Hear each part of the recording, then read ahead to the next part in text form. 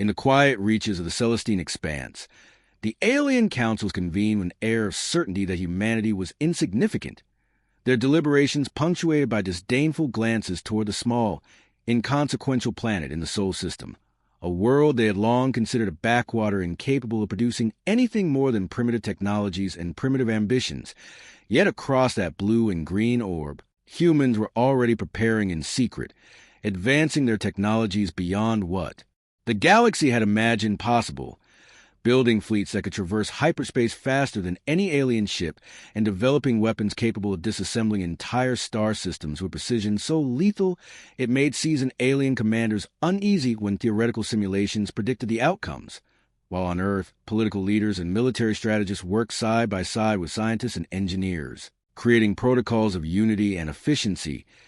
each department aware that the galaxy had written them off as weak and slow, unaware that humanity had learned to harness gravitational manipulation, quantum resonance, and molecular reconstruction to craft vessels and weapons that dwarfed alien expectations. It began with subtle maneuvers, sending unassuming reconnaissance probes into disputed sectors, appearing innocuous but carrying information and technology far beyond what any alien species anticipated. The alien councils noticed first anomalies in their communications networks, slight disruptions they attributed to cosmic interference.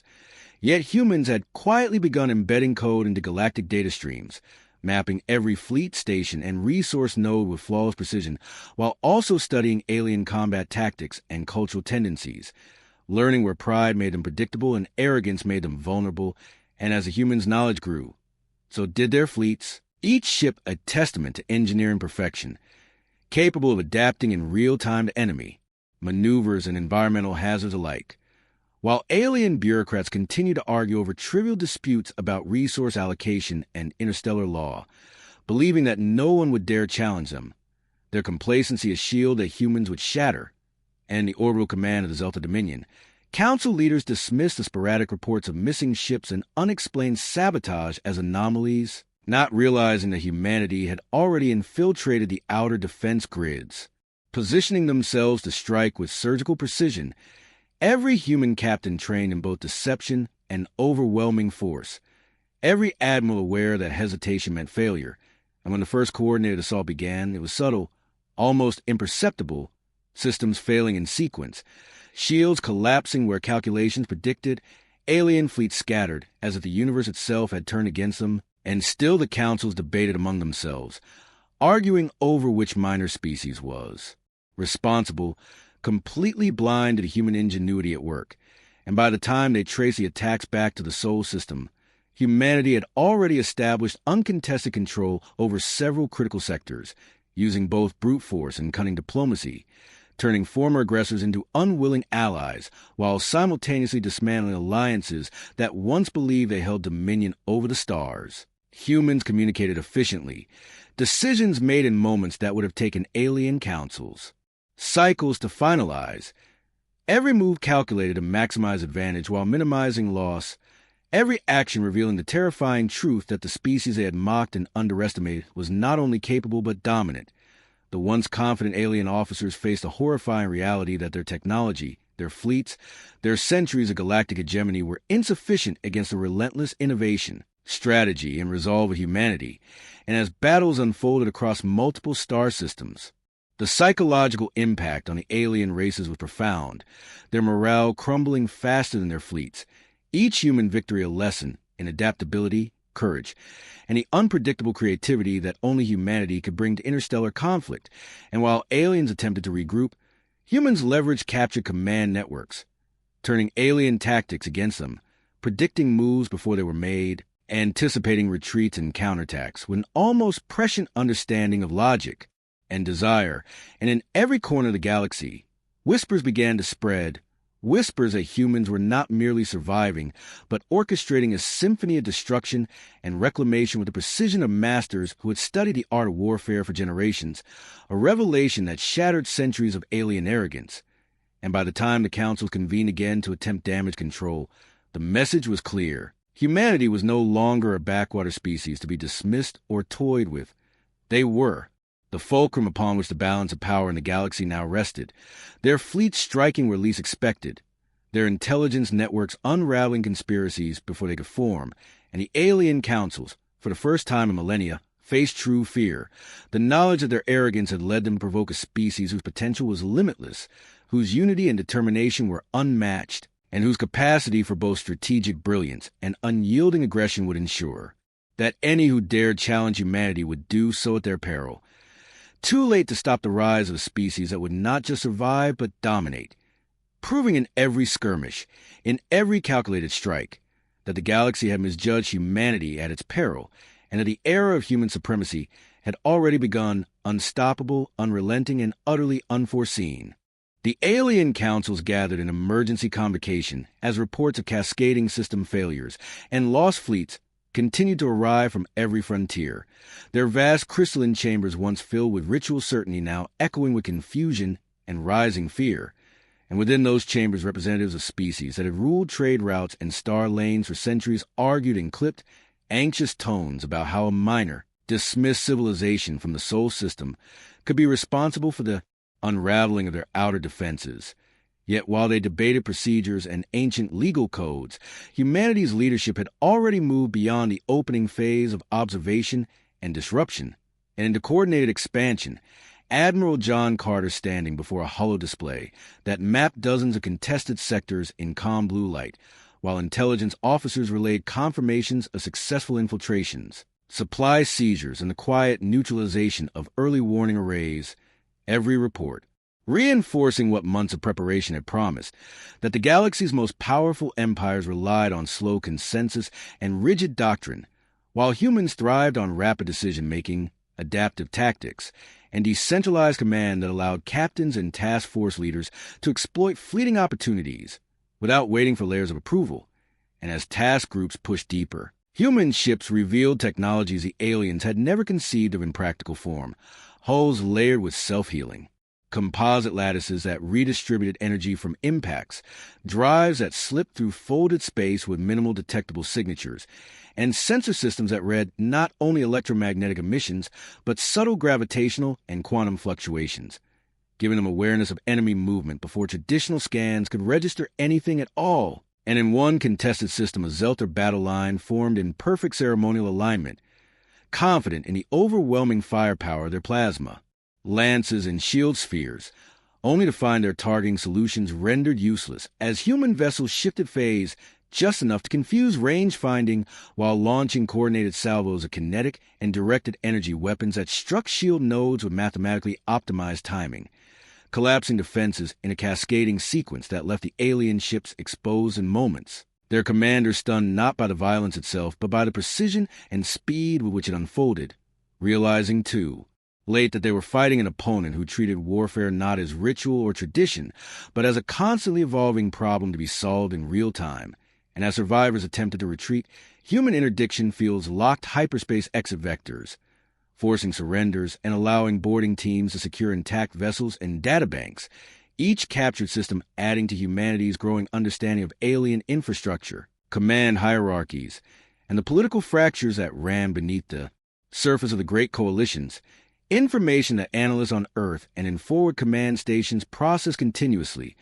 updating strategic models and identify which council factions would hesitate, which would overreact, and which might fracture under sustained pressure. And while the councils issued formal condemnations and demanded explanations from one another, human diplomats quietly reached out to minor species long overshadowed by the dominant empires, offering protection, technology sharing, and equitable trade in exchange for access and cooperation, building a network of allies and forward bases that expanded human reach without the need for open conquest, a contrast to the alien approach of coercion, and tribute that quickly eroded their influence as worlds saw a chance to realign with a power that demonstrated both strength and a willingness to treat partners as equals. And on the military front, task force commanders like Captain Laura Mitchell and Commodore Daniel Harper coordinated multi-system operations, rotating units through combat and resupply with logistical efficiency that astonished observers, ensuring that no single formation was overextended while maintaining constant pressure on key junctions, shipyards, and communication hubs. And as more engagement unfolded, patterns emerged that reinforced the growing dread among alien strategists. Humans did not commit all their forces at once. They probed, learned, adapted, and then struck where defenses were weakest, exploiting overconfidence and the assumption that no single species could challenge the combined might of councils, an assumption that crumbled with every lost outpost and every intercepted transmission that revealed panic spreading through unstable command structures. And in the central halls of the Grand Council, veteran delegates who had presided over centuries of relative peace and controlled conflict now faced the realization that their systems of governance were too slow to respond to an enemy that could plan, decide, and act on timescales measured in minutes rather than cycles. Their calls for unity undermined by old rivalries and mutual suspicion, as each faction wondered whether the others were withholding forces or negotiating separately. While far from those halls, in the steady hum of human command centers, the campaign unfolded with methodical confidence, not driven by rage or blind ambition, but by the clear strategic objective of securing humanity's place and ensuring that no future coalition could ever again consider Earth and its colonies an afterthought. And with every successful operation, the message became clearer across the stars that the species once dismissed as fragmented and technologically backward had unified, learned the rules of interstellar power, and was now rewriting them with a combination of calculated restraint and overwhelming capability that left the ancient councils struggling to comprehend how quickly the balance of the galaxy was shifting against them. As the third phase of the campaign unfolded, the alien councils attempted to reassert control by assembling a grand coalition fleet near the strategic Arcani's corridor, a region whose hyperspace junctions linked dozens of core worlds and whose loss would fracture supply lines across half the known galaxy. And in their confidence, they believed that mass and tradition would finally overwhelm the upstart species, gathering thousands of warships in disciplined formations that had won them countless wars against rival powers and rebellious systems. Yet even as the fleet assembled, human intelligence networks had already mapped every ship class, command node, and communication relay, drawing on data from captured vessels, allied observers, and quantum listening arrays that could detect encrypted transmissions across folded space, allowing analysts to reconstruct the coalition's battle doctrine in exhaustive detail. And in a forward command center orbiting a quiet red dwarf, General Samuel Wright and Fleet Marshal Karen Lewis studied projections that showed not only where the alien armada would emerge, but how its commanders were likely to deploy their reserves, which wings would advance aggressively, which would hold back to protect flagships, and which sectors of the formation relied on automated coordination that could be disrupted by targeted electronic and gravitational interference. And rather than rushing to meet the coalition head-on, humanity prepared a layered response that combined deception, maneuver, and concentrated force, dispatching smaller task groups to stage feints along secondary routes, deliberately allowing their presence to be detected, so that alien scouts would report human fleets advancing on peripheral systems, drawing off portions of the coalition, and stretching their already complex coordination, while the main human strike force remained hidden within regions of turbulent space where sense of distortion masked their signatures, waiting for the precise moment when the coalition's command and control would be most strained. And that moment came when the alien admirals, convinced that they had correctly anticipated humanity's approach, ordered their primary battle line to pivot and advance toward the supposed threat, committing reserve squadrons and activating long-range weapons arrays in preparation for a decisive engagement, only to find that the real human force emerged not from the expected vectors, but from within the corridor itself, exploiting micro-jumps and synchronized phase shifts that allowed hundreds of ships to appear almost simultaneously along the coalition's flanks and rear, and in the opening seconds of the battle, coordinated strikes targeted communication hubs and command vessels, using precisely tuned energy pulses and kinetic penetrators to disable rather than destroy, severing the links that held the massive formation together and forcing individual task groups to rely on local control, a condition that favored human doctrine of independent action, but left alien units struggling to coordinate beyond pre-programmed responses. And as confusion spread, human electronic warfare systems flooded enemy sensors with false contacts and distorted range data,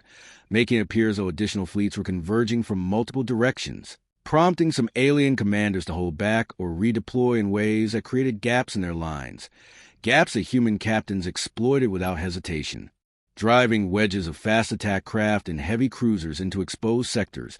isolating clusters of ships and overwhelming them with concentrated fire before moving on. And throughout the engagement, human vessels demonstrated an ability to shift roles and formations fluidly, strike groups reconfiguring in real time as damage reports and tactical data flowed through distributed networks, allowing every unit to act on the same evolving picture of the battle, while the alien command structure, built around hierarchical control and rigid chains of authority, struggled to adapt to the rapid pace of change, orders delayed by disrupted communications and by the need for consensus among senior officers who had never faced an opponent capable of such synchronized, decentralized action. And as the battle raged, scenes of stark contrast played out across the corridor. On human bridges, officers spoke in calm, clipped tones, acknowledging losses, reassigning targets, and adjusting plans with focus on objectives rather than ritual or pride, while on alien flagships, captains and council observers argued over whether to withdraw, counterattack, or hold formation,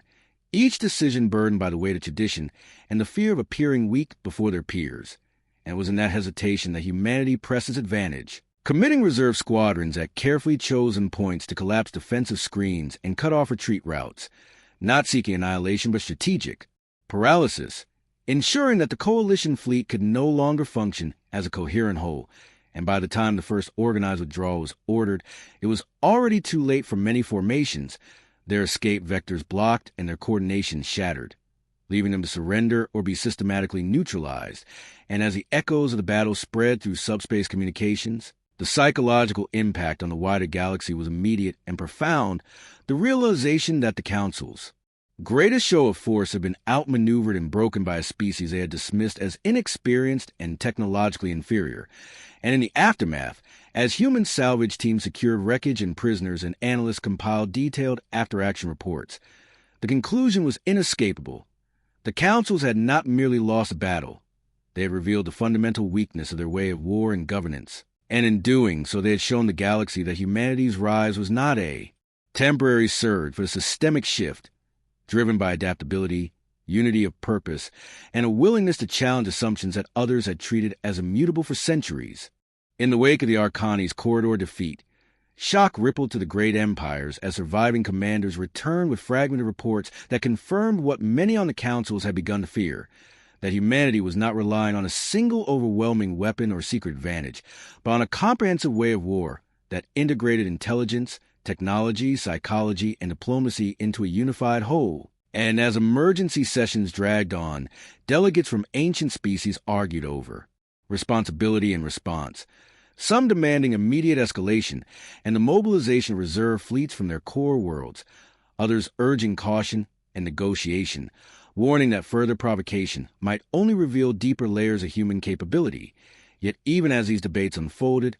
human operations continued with steady momentum, shifting from large-scale fleet actions to a campaign of targeted pressure designed to dismantle the political and economic foundations of the Council powers. And in system after system, key infrastructure nodes such as shipyards, fuel depots, and communication nexuses found themselves isolated by precision strikes that avoided civilian population centers, but rendered military and administrative functions increasingly fragile, a deliberate strategy that signaled both restraint and resolve, showing that humanity could cripple an empire without resorting to indiscriminate destruction. And within these contested regions, human task groups coordinated closely with newly allied local governments, training their defense forces, integrating sensor networks, and establishing shared command protocols that allowed rapid response to any attempt by Council fleets to reassert control. And the contrast in operational culture became ever more apparent, where alien admirals relied on rigid deployment schedules and ceremonial hierarchies. Human commanders empowered subordinate leaders to take initiative, trusting in common doctrine and real-time data to guide decisions, an approach that allowed them to exploit fleeting opportunities and recover quickly from setbacks. And in one notable engagement near the industrial world of Karos, a Council task force attempted to retake a seized shipyard,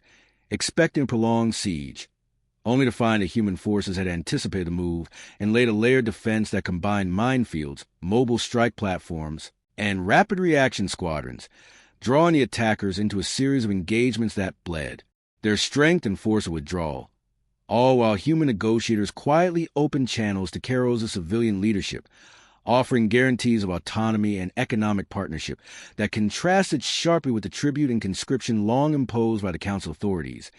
And as word of such arrangements spread, more systems began to question their allegiance, not out of ideological alignment with humanity, but out of pragmatic recognition that the balance of power was shifting and that association with the rising force offered security and opportunity. And within the council chambers, this erosion of influence was perhaps more alarming than the loss of fleets, for it threatened the very legitimacy of their rule, prompting some factions to propose drastic measures, including the activation of forbidden weapons and the recall of ancient war constructs that had not been used in millennia, devices whose destructive potential was matched only by the instability they could introduce into entire regions of space. And as intelligence of these discussions reached human command, strategic planners weighed the risks and adjusted their posture, reinforcing key sectors and accelerating efforts to locate and monitor such assets, determined to prevent their deployment or, if necessary, to neutralize them before they could be brought to bear. And in doing so, they demonstrated another aspect of human adaptability, the ability to anticipate escalation and prepare counters before threats fully materialized. And throughout this period, the narrative within human space emphasized unity and purpose, leaders communicating openly with their populations about the stakes and the progress of the campaign, reinforcing the idea that this was not a war of conquest, but a struggle to ensure that no external power could ever again dictate humanity's fate. A message that resonated deeply with colonies that had once felt distant from Earth's authority, but now saw themselves as part of shared endeavor. And as months passed and the Council's attempts to regain the initiative faltered, the realization slowly took hold among even the most conservative delegates that the old order was unraveling, not through a single catastrophic defeat, but through a sustained demonstration that their systems of power were ill-suited to confront a species that combined technological innovation with flexible strategy and a willingness to learn from every encounter and in the quiet moments between emergency sessions. Some began to acknowledge what they had once dismissed, that humanity's strength lay not in any single weapon or fleet, but in a collective mindset that treated challenge as an opportunity to adapt and prevail, a mindset that, once unleashed on the galactic stage, could not easily be contained or ignored. As pressure mounted and the Council's authority continued to erode, a decisive turning point approached in the form of the ancient Aurelian Defense Array, a network of colossal autonomous fortresses and planetary-scale weapons platforms that had been constructed in a forgotten era to deter any challenge to the core worlds. Systems so powerful that their mere activation had once been enough to end wars before they began, and now, driven by fear and the loss of strategic initiative, a coalition of hardline delegates pushed for their reawakening, arguing that only overwhelming force could restore the balance and remind the galaxy of the Council's supremacy, while more cautious voices warned that the array was poorly understood even by its creators' descendants and that its control systems were fragmented. But their objections were drowned out by demands for a demonstration of strength. And so the decision was made to bring the array online and position its primary nodes to threaten both human-held sectors and the neutral systems that had begun to drift into humanity's sphere of influence, a move intended not only as a military escalation, but as a political message. Yet once again the Councils underestimated the depth of human preparation. For long before the first fortress powered up its massive reactors, human intelligence had identified the array's locations, command relays, and the ancient protocols that govern its operation, piecing together fragments of archaic code and engineering principles from captured archives and allied research institutes, and teams of scientists and cyber specialists worked in concert with fleet planners to model the array's behavior, identify vulnerabilities, and design countermeasures that could neutralize or even seize control of its distributed systems. And as the first Aurelian platform emerged from centuries of dormancy, its energy signatures flaring across subspace and alerting every major power, human task forces were already in motion, not in a headlong rush, but in a carefully staged operation that combined stealth, deception, and synchronized assault, with infiltration units inserted via micro-jump craft into the outer maintenance structures of several key nodes, their mission to disrupt local control and feed false status reports back to the central command cores, creating the illusion that activation was proceeding smoothly while masking the presence of intruders. And in parallel, electronic warfare. Ships positioned themselves at the fringes of detection, projecting interference patterns designed to confuse the array's ancient sensor suites and isolate its nodes from one another, preventing them from coordinating effectively. And when the councils finally ordered a test firing, intending to demonstrate the array's power by obliterating a remote human outpost, they were met instead with silence and a cascade of error signals, some platforms failing to respond, others reporting contradictory, targeting data. And in the moment of confusion that followed, human strike groups surged in, launching precision attacks against exposed power conduits and control spines, not to destroy the fortresses outright, but to disable their most dangerous functions and secure access points for boarding and capture. And as teams moved through the vast internal corridors of these ancient machines, they encountered automated defenses and dormant war constructs that were formidable but predictable there. Patterns decoded in advance and countered with tailored tactics and equipment. And within hours, several of the array's most strategically positioned nodes were under human control, their weapons silenced or reoriented, and their data cores yielding a trove of information about council contingency plans and long-hidden assets. And the psychological impact of this development was immense, for the Aurelian Array had been a symbol of ultimate authority, a reminder of a time when the councils, predecessors, could command forces beyond challenge, and now that symbol had been compromised not by a rival empire of equal age and stature, but by a species that had entered the galactic stage only recently. And in the council chambers, the realization that even their most ancient and feared weapons were vulnerable to human ingenuity sparked a wave of despair and recrimination, some delegates accusing others of betrayal or incompetence, others openly questioning whether continued resistance was even viable, while on the human side, the successful neutralization of the array reinforced confidence and provided a powerful deterrent, demonstrated to allies and adversaries alike that escalation would not restore the old order, but only hasten its collapse. And as secure channels carried the news to human worlds and partner systems, leaders emphasized that the goal remained stability and security, not domination for its own sake. But they also made it clear that any attempt to use relic, superweapons, or terror tactics would be met with swift and decisive counteraction,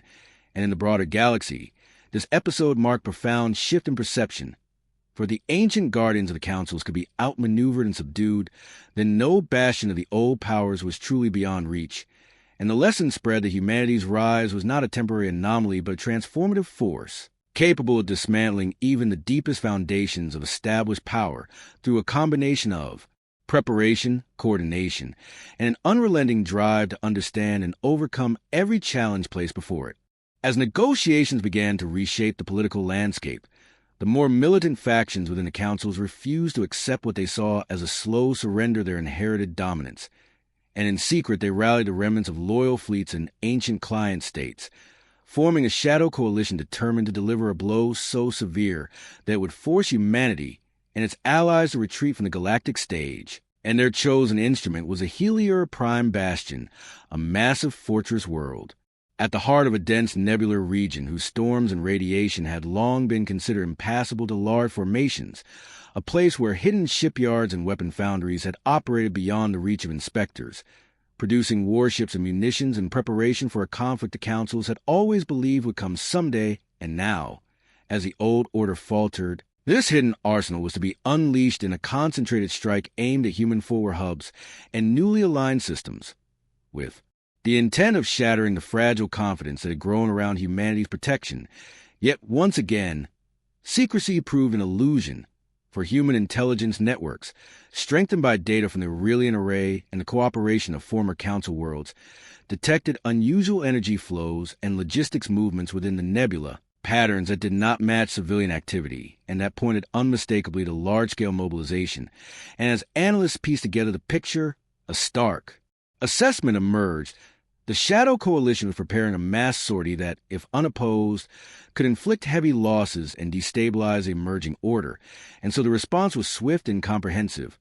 A joint operation plan not only to blunt the attack, but to dismantle the Helior Prime complex entirely, removing the last major bastion of uncompromising resistance, and in human command centers, planners integrated lessons from every previous engagement,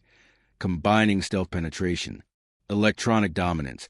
and coordinated multi-vector assault,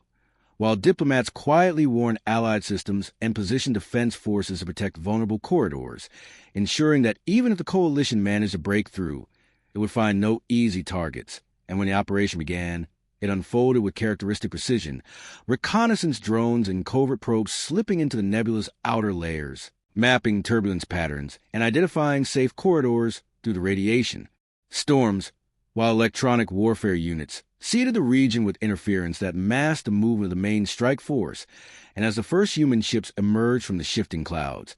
they encountered the Shadow Coalition's picket lines, heavily armed but overconfident in the supposed natural defenses of their sanctuary. And in rapid coordinated engagements, those pickets were neutralized, their communications cut, and their sensor feeds flooded with false contacts that suggested multiple human fleets converging from different directions, forcing the defenders to divide their attention and dilute their response. And deeper within the nebula, Helior Prime itself came into view, a world encircled by layered defense platforms and orbital rings bristling with heavy weapons, its surface scarred by generations of militarization. And for a moment, the scale of the challenge was clear. This was not a single fortress, but an entire system engineered for war. Yet human commanders did not hesitate, executing a plan that targeted the network rather than the planet alone. Strike groups focusing on command relays that coordinated the defense grid, while specialized teams prepared to board and secure key installations. And as the battle joined, the contrast in doctrine again proved decisive. The Shadow Coalition attempted to bring its full weight to bear through massive, centrally directed barges, but human forces, operating in distributed formations and sharing real-time, targeting data, slipped through overlapping fields of fire, disabling nodes one by one and collapsing the integrity of the defensive web. And within hours, the fortress world that had been meant to serve as the anvil of humanity's defeat found itself isolated, its outer platform silent, its internal networks compromised, and its leadership faced with a choice between futile resistance and surrender. And when that choice was finally made, and Helior Prime's command transmitted its capitulation, the message carried far beyond the nebula. It signaled the end of any realistic hope that force alone could restore the Council's old supremacy, and in the corridors of power across the galaxy, even the most resolute hardliners were forced to confront the reality that humanity had not only matched their strength, but surpassed their ability to adapt, plan, and prevail, and that the future would now be shaped not by ancient privilege or inherited authority, but by those capable of uniting diverse worlds under a system that rewarded cooperation, transparency, and a shared resolve to ensure that no single power could ever again dominate through fear alone. With the fall of Helior Prime, the last organized center of uncompromising military resistance collapsed, and the shock of that defeat rippled through every remaining Council world, not as sudden panic, but as a deep,